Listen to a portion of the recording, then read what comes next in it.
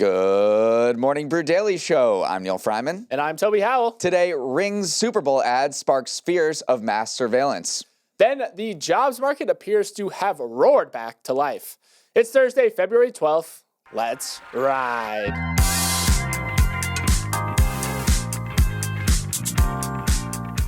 Here's a business lesson you won't find in the textbooks. When the going gets tough, hand out free socks. Yesterday, McDonald's, which had been on the struggle bus for most of the past couple of years, reported a 6.8% U.S. sales boom in its fourth quarter, thanks in large part to its limited edition Grinch meal, which included a pair of colorful socks. CEO Chris Kempczynski told analysts that for 1 week in December, McDonald's was the biggest seller of socks in the world. Toby, did you snag a pair?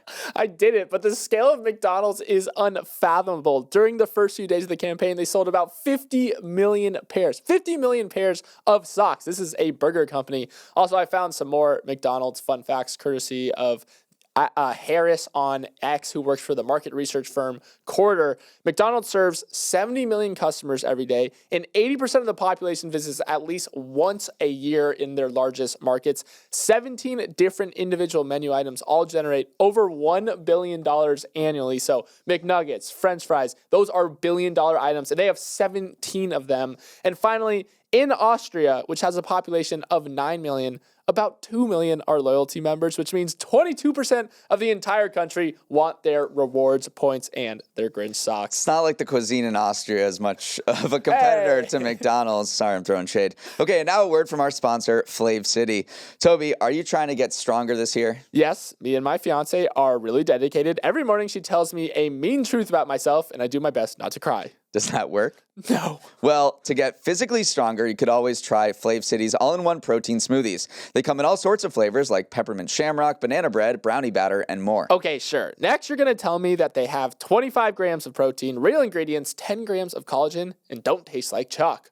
All of that is true. Well then, head to go.shopflavcity.com/MBDS to try any of their delicious flavors. That's go.shopflavcity.com/MBDS.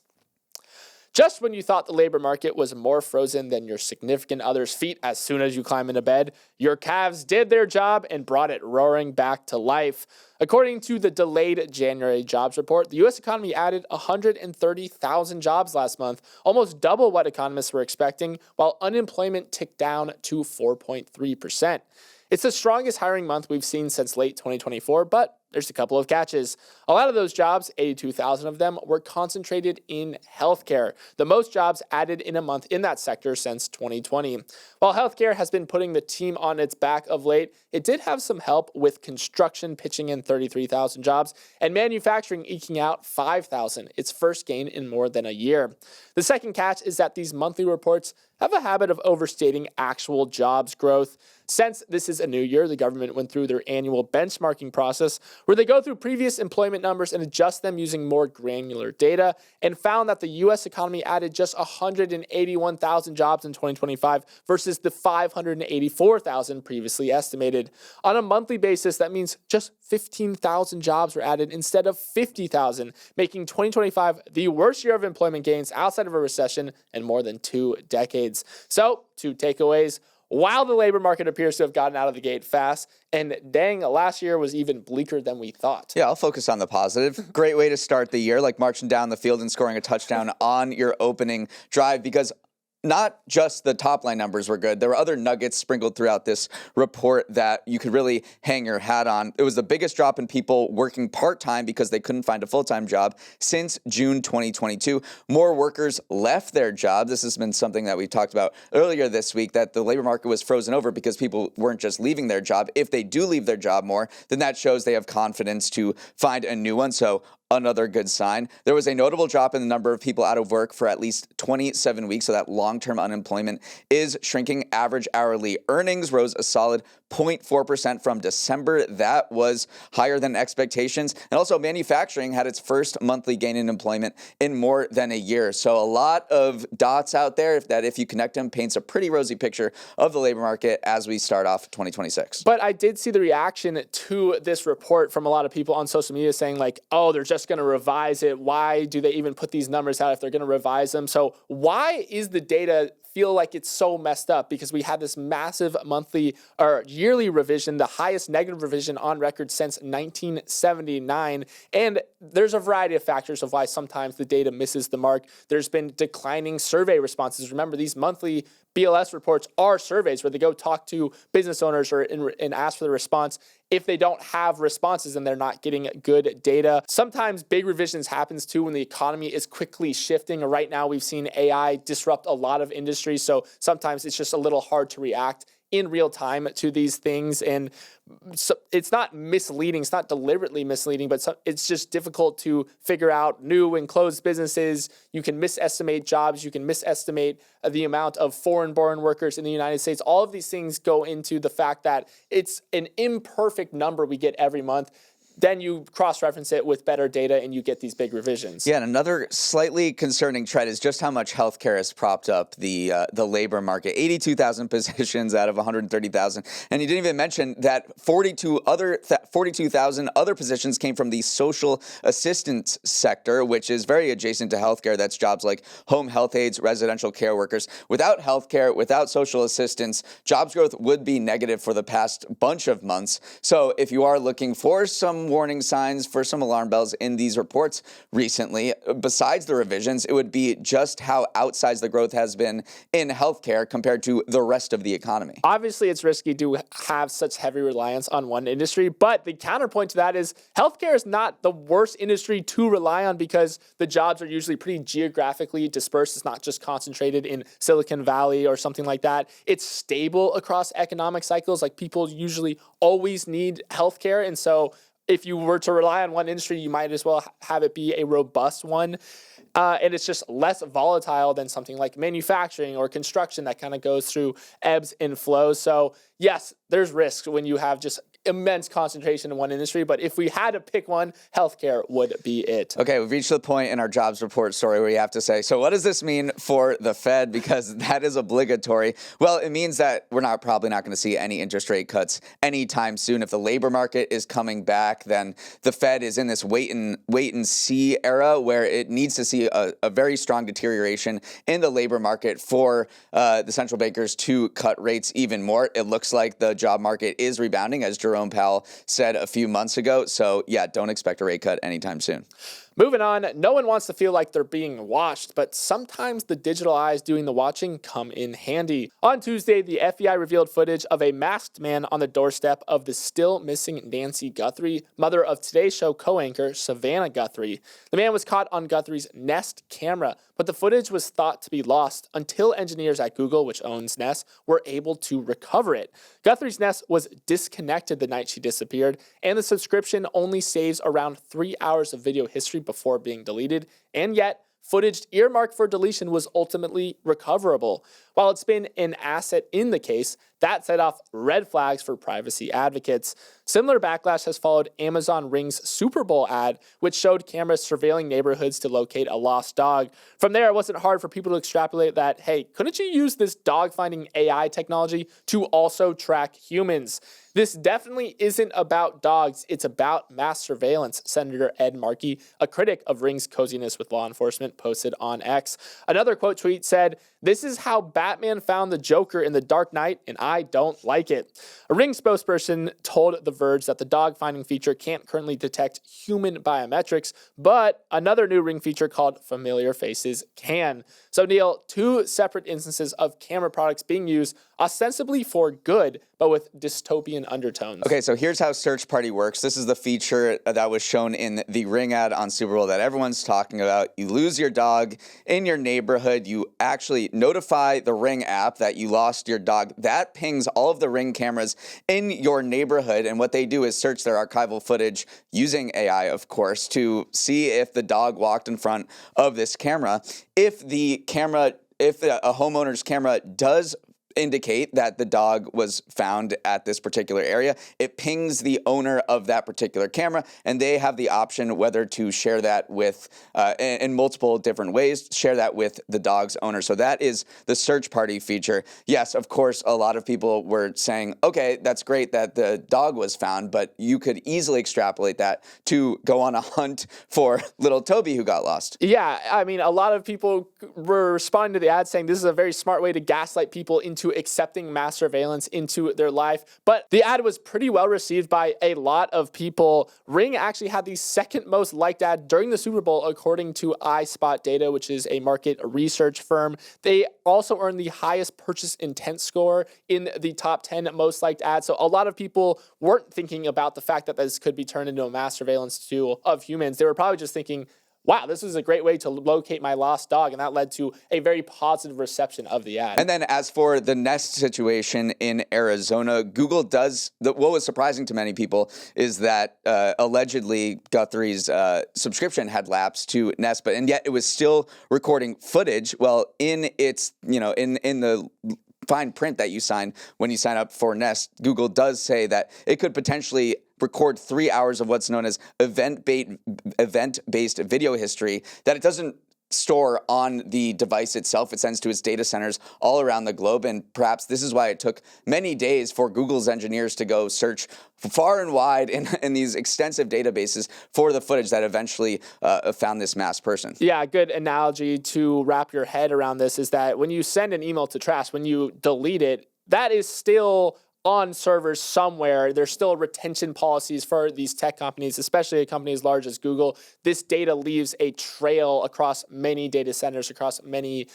storage systems. So it was technically complex, but they were able to track it down. And it's a two-sided coin because it is helping the case. Like, you want this thing to come in handy when you have a high-profile kidnapping such as this, but it also raises a ton of privacy red flags. Yeah, tech and law enforcement have been frenemies for years. I remember in 2016, Apple was battling with the FBI. The FBI wanted them to open the locked phone of the one of the San Bernardino shooters, and Apple went to court with law enforcement and actually won over a series of cases.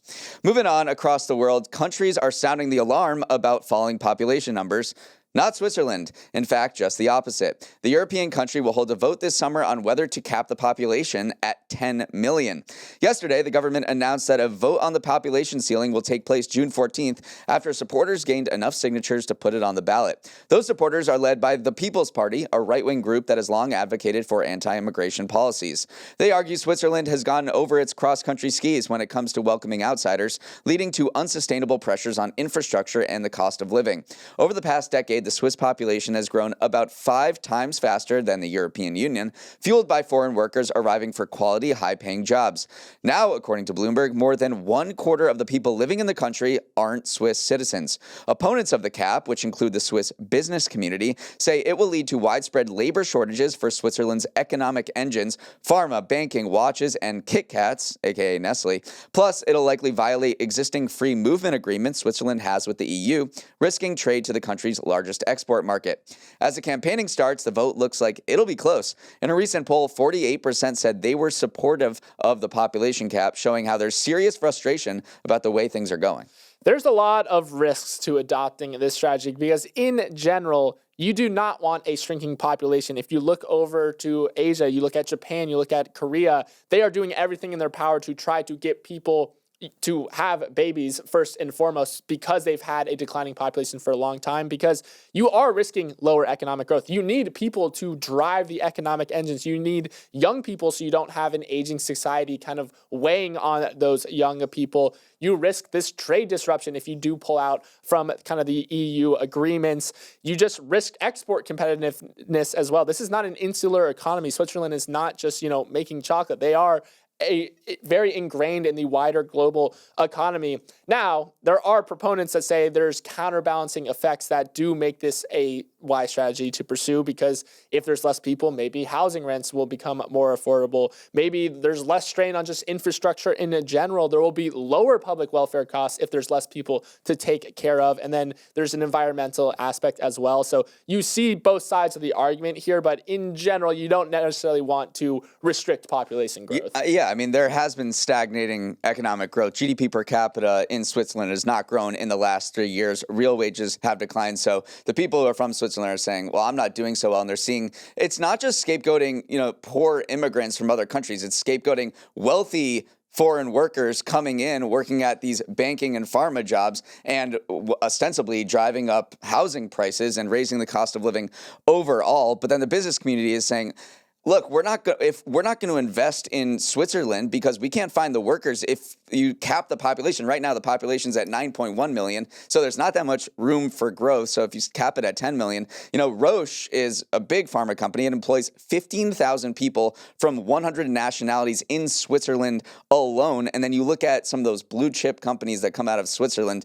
Many of them were not even founded by Swiss people. Nestle, founded by a German. Rolex, also founded by a German and a Brit. Richemont, luxury goods, founded by South African. Logitech, co-founded by 2 Italians. So those are some of the biggest companies in Switzerland. And if this cap perhaps had been in place when these companies were invented, they would not be located in Switzerland. Side note, Switzerland has 9 million people, yet they're absolutely wiping the floor with us in some Olympic events. We just lost Super G to them. So it's amazing how much better, these European countries are at the Winter Olympics than the U.S. What's also interesting about what Switzerland does in its political system is has this concept of direct democracy, where the whole population just kind of votes on particular initiatives. This happens at least or up to 4 times a year, where they just hold a popular vote. Like the Electoral College means nothing to them, and they just go to the polls. They say, hey, the Switzerland government says, hey, do you guys want to vote on this? And they all go to the polls and they vote on it. So it will be a very interesting experiment seeing what happens on June 14th. All right, we're going to take a quick break and come back with Neal's Numbers right after this. Welcome to Neal's Numbers, the segment where I share 3 stats in the week's news that will make you a gold medalist in the Knowledge Olympics. For my first number, let's talk about 2 companies who were America's most valuable of their eras. Back in 1985, it was IBM. They were extremely profitable and employed almost 400,000 people. Today, it's NVIDIA. NVIDIA is 5 times as profitable as IBM, is worth nearly 20 times as much, but it employs about 1/10 as many people. As the Wall Street Journal's Greg Ip notes, this discrepancy says pretty much everything you need to know about the 2026 economy. Companies are richer than ever before, but the spoils are going to capital instead of labor. That helps explain the difference between excellent top-line economic numbers like GDP, but consumer confidence that's at its lowest point since 2014. Let's define some terms. As Ip explains, value is added to the economy, which is measured as GDP, and that gets distributed in one of 2 primary ways: to capital as profits and interest, or to labor as wages and benefits. The hallmark of today's economy is that the former is being prioritized over the latter. It's not a new phenomenon, but one that's been steadily encroaching for decades. Back in 1980, 58% of the total proceeds of economic output went to labor. Today, that's 51.4%. Toby, I feel like everything I learned in Econ 101 is outdated, but realistically, I didn't go to class that much. I was not great at micro econ either. This explains everything. This explains everything about why people are feeling like the economy is doing so well, and yet I'm not doing well myself, because your paycheck hasn't increased in commensurate with the actual GDP growth of America. You have these massive companies with fewer workers than ever, generating higher returns than ever before. Just look at Alphabet. Revenue is up 43% in the past 3 years. Their headcount has stayed flat, so you have very few workers generating massive amounts of money. And then the other thing about why the economy feels so strong is stock wealth has just accrued in a lot of people's brokerage accounts. In 2019, household stock wealth was 200% of their disposable income. Today, it is 300%. And again, that is concentrating in people that invest in stocks, usually in the higher end of the market. So wealth is now the biggest driver of consumption, not actual income, which is why we are seeing this discrepancy between labor and the actual, returns they're generating to the economy. Maybe the stock market is the economy. Yeah. For my next number, if you want to send your kid to a private school in New York City, it'll cost you more than most colleges. Around the city, at least 7 schools are charging more than $70,000 for tuition this year, Bloomberg reported, a shocking rise from a median tuition of $40,000 as recently as 2014. Schools say they're dealing with higher costs just like everyone else, especially paying high-quality teachers enough to afford living in New York. They point out tuition also can cover things like meals and field trips, which at these schools is not a trip to the museum, but a visit to Europe. They also point out they're doling out more financial aid than ever before. Poly Prep, for example, said it provided about 22% of its students with more than $14.5 million in aid. That's probably not going to prevent sticker shock, even from parents who thought they worked comfortably in the upper class. Toby, $70,000 to learn that Y equals MX plus B. We'll just see how inelastic a good private school is. Oh my gosh, we're back to microeconomics again here because, yeah, you're right.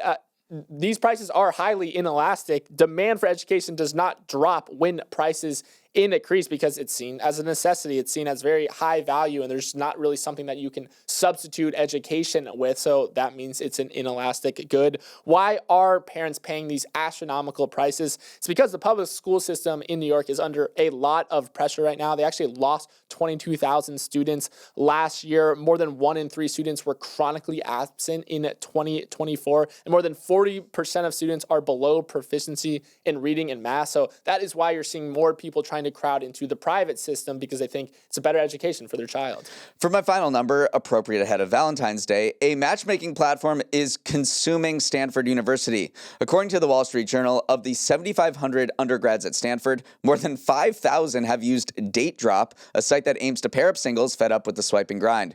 Started by a grad student and launched in September, Date Drop requires you to fill out 66 questions about yourself, which will be fed into an algorithm that pairs you up with a potential date. The Date Drops, get it, happen every Tuesday night at 9 p.m. and it's turned into an appointment event for students, with many gathering together in dorms and libraries to see who they'll be matched up with.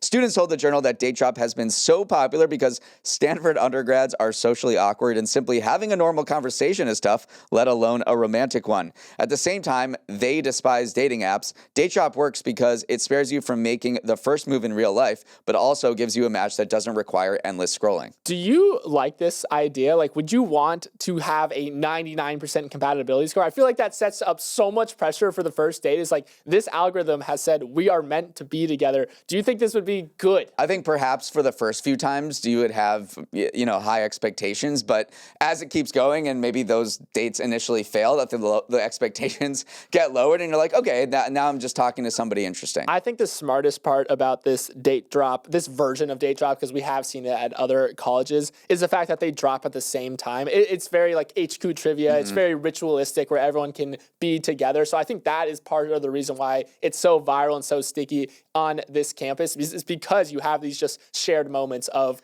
who did I get? Who did I get? What's funny is just the self-acknowledgement by a lot of these Stanford students that they just can't talk to each other. They have no game, no riz at all, and they actually need this app, which is why it's crazy. 5,000 of 7,500 students have used this particular app. It has spread to 10 different colleges and probably will continue to spread. And they raise venture funding. Of course, that is another just such Stanford thing is like, here's a great thing. Let's try to turn it into a business and raise some money for it. All right, let's sprint to the finish with some final headlines. Operations at El Paso's airport are back to normal after a bewildering and unprecedented closure of airspace for 8 hours Wednesday morning. And it's all because a U.S. military laser shot down party balloons. Late Tuesday, the FAA announced a shock airspace closure for 10 days around El Paso, Texas, citing special security reasons without elaborating. Airlines and passengers in Texas's 6th largest city scrambled to rejigger their plans, while local officials complained that no one had told them what is going on. By Wednesday morning, 10 days had become 8 hours, and the flight ban was lifted. The Trump administration said the ban was prompted by a Mexican cartel drone that had crossed into U.S. airspace, but news outlets like Fox News said this wasn't the case. Sources inside the government said that what actually led to the flight ban was miscommunication between the Pentagon and the FAA around a new counter-drone laser system that was being tested nearby, one that could pose a threat to commercial aviation. Earlier in the week, DHS used a laser to take down what was thought to be a drone, but later was found to be party balloons, resulting in an interdepartmental squabble that led to panic around El Paso. Toby, this was a chaotic flight stoppage that could have just been an email. Yeah, send some emails to people because the Pentagon was not telling anyone they were doing this high-energy counter-drone laser. The FAA did not tell the White House it was going to close the airspace either, so that was a double miscommunication. You look online, everyone immediately just goes, it was aliens. This is a UFO that is going on right now because it was unprecedented to just rip a 10-day closure initially of this airspace, but more likely just basic communication error rather than aliens. Finally, it's never too late to push some granite around on ice. Rich Ruhonen is an alternate for Team USA in curling. He's also 54 years old and will become the oldest Olympian ever if a teammate goes down, that is. And that's ironic because for his day job, Ruhonen works as a personal injury attorney. So, as the Wall Street Journal pointed out, he's literally waiting for a slip and fall to happen in order to play. I love these stories. Not every athlete has the luxury of devoting all their time to their sports. Ruhonen works 80-hour weeks in the summer so he can curl in the winter. And the silver medal winning mixed doubles curling team was made up of a lab technician and a realtor. Neal, this has me thinking of tossing some stones around on the ice. The first podcaster to embarrass his country on the international stage. It's got a nice ring to it. You're also the first person to ever watch the Olympics, especially the Winter Olympics, and think, oh, I could do that, I think. Especially curling. They don't look particularly athletic. It looks like the thing an average person could do. Meanwhile, Team USA is coming on strong. We had a big day yesterday. Jordan Stoltz won the gold medal in the 1,000-meter speed skating. He's the best speed skater in the world. He set an Olympic record. He is amazing. Madison Chalk and Evan Bates won silver. A little disappointing in the ice dance. U.S. took both gold and silver in the freestyle women's moguls. There are 9 medal events today, including Chloe Kim going for her 3rd straight Olympic gold in the women's halfpipe. More speed skating, and then Team USA and Canada are making their hockey debuts. And what's interesting about the hockey this year is that Olympian or NHL players are back, so it's going to be very high quality skating. Canada is playing in the morning, and Team USA is taking on Latvia at 3:10 p.m. And if we look at the leaderboard, so Norway and Italy both have 13 medals, but Norway has 7 golds. Norway has the most medals at the Winter Olympics by far. But Team USA, 12 medals, so we're just one off the pace. Only 4 golds, but, there's a long way to go. If it doesn't have granite, I'm not watching.